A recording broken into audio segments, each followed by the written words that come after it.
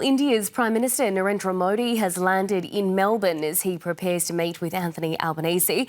Mr Modi is also expected to greet a massive gathering of the Australian Indian community this evening, which is set to draw thousands of people. Our Foreign Affairs reporter Stephen Dziedzic joins us now from Melbourne. Hi there, Stephen. So just how big do we expect this community event to be? And can we also expect some protesters? Look, we know it's going to be big, Mel. Exactly how big, we don't know. Organisers are saying 30,000 people might crowd into the stadium for Mr Modi's event. If it does hit that figure, then that will be substantially larger than the one we saw back in Sydney a couple of years ago when Mr Modi was last in the country. And it will be a truly massive event. Expect the crowd to be full of adulation for Mr Modi. There really is no doubt. There's a lot of enthusiasm for him amongst large swathes of the Indian Australian community, the Indian diaspora here in Australia. Many people see him as someone who has brought new pride and international standing to India. They say he's responsible for a massive infrastructure and clean energy boom in India.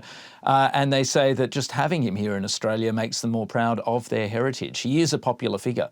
But there are some critics, both, of course, in India, but here in the Australian Indian community more broadly. Of course, the flip side to that story about Mr Modi's government, for all of its, really substantial achievements, are the anxieties that some have, including in the human rights community, about what's happened with things like minority rights, and also signs that some of those institutional checks and balances in India might be weakening. So we expect at least a couple of protest groups to be there. They might coalesce into one. We'll have to wait and see, including one group protesting against Islamophobia in India and another group from the so-called Khalistan movement, which basically advocates for a separate homeland for Sikhs in India. It's not a major presence within India itself, but it does have a hold amongst parts of the Sikh community in the West, including in Australia. So some supporters of Khalistan, who are inveterate foes of Mr Modi, are expected to show up to protest.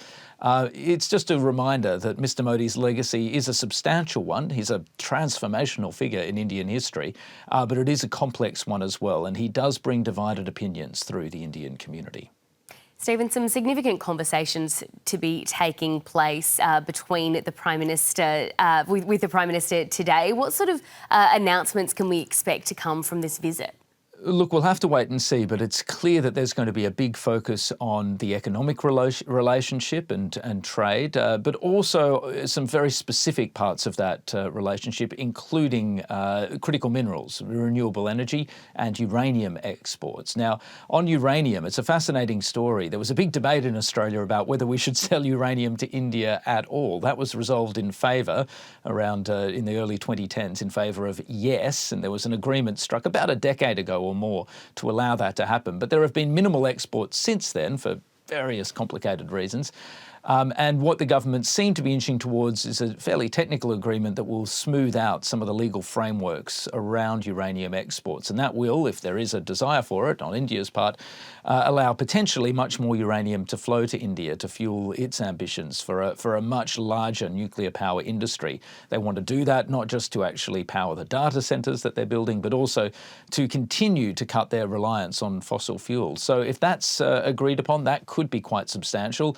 The other thing we're looking at probably a series of agreements in the defence and maritime security space. Analysts say it's likely there'll be a joint statement on closer defence cooperation and on closer maritime security signed, and that will have a really important impact just in terms of cementing some of the progress already made in terms of defence cooperation, whilst building stronger links between the defence industry here in Australia and the defence industry in India. Those links are not nearly as strong as you'd find, for example, between the Australian industry and the American industry, for example. So the people who are looking at this closely say that could be a really important signal that will actually allow our defence industrial bases to become more closely merged. And they say that's an important next step in bringing that very good military and defence relationship up to the next level.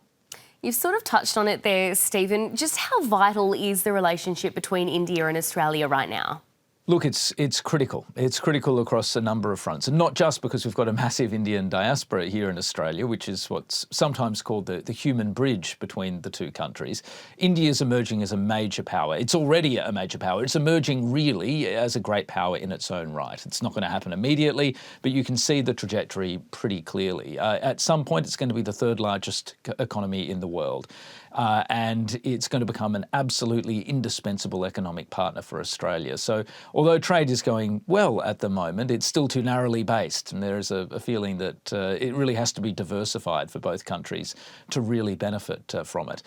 On top of that, of course, India is emerging as an increasingly powerful military presence as well. And in a world where Chinese military power is only growing and where there are doubts about the reliability of American power or the political will behind it, it's just absolutely vital for Australia to build very close defence links with that next tier of powers, particularly India and Japan. If there's any chance of Australia and its allies and friends of balancing Chinese power in this region, particularly in the Indian Ocean, then India is going to be an absolutely indispensable part of that balancing coalition. So the stakes in the relationship are really high, and plenty for the two leaders to discuss today.